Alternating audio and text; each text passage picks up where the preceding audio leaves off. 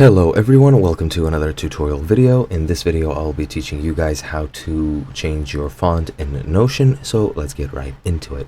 First and foremost, Notion is a very useful tool which you can use for a wide variety of tasks, such as creating your own personal journal, creating a to-do list, creating sprint dashboards for larger projects, creating a calendar so that you can keep track of your obligations, and so on and so forth.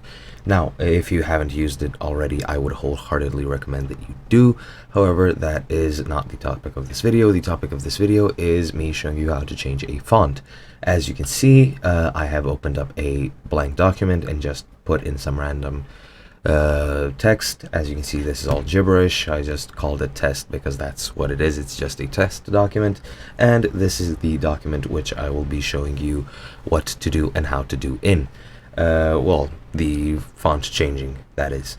Now, to change the font, as you can see, currently it is in the default font. I think this is just Arial. And to change this, what you want to do is go, once you've got this open, and by the way, I am using the standalone PC version, the desktop version. You can also do this through the browser.